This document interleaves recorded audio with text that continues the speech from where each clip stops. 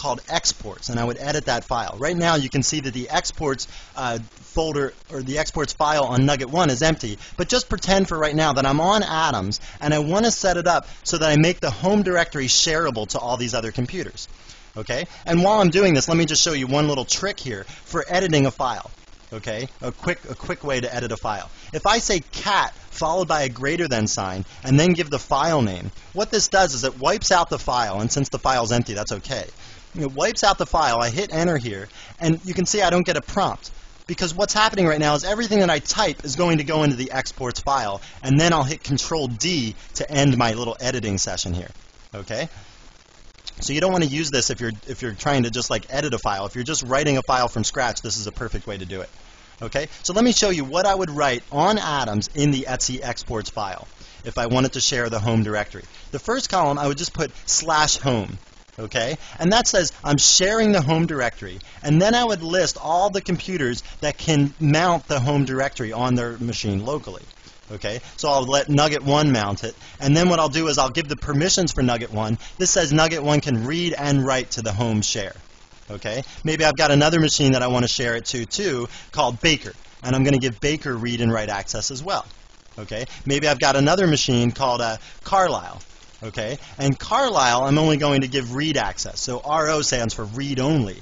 Okay? RW stands for read write. Okay? So Carlisle, Baker, and Nugget 1 can all mount the home directory, and they have different permissions. Okay? And this is what would go in the Etsy exports directory, or the Etsy exports file on the Atoms machine, on whatever machine is hosting the stuff that you want to share. Okay, so like I said, I hit Control D here, and now if you look at exports, you'll see that that stuff that I typed is in the Etsy exports file. And if, like I said, if this was on the Atoms machine, Nugget, Baker, and Carlisle would all be allowed now to mount the home directory.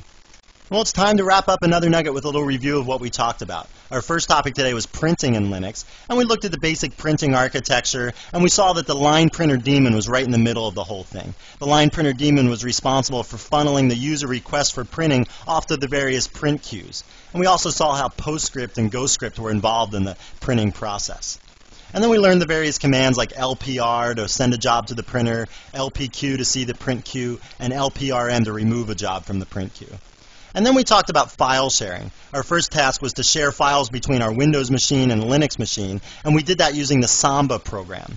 And then we talked about NFS, the networked file system. And this is for sharing files between Linux machines or Linux and Unix machines. And this is really the most common way to do that. And it's also much more flexible than Samba and much more powerful because it allows us to maintain permissions on the various directories as we share them. Well, I hope you found this nugget informative, and thanks again for viewing.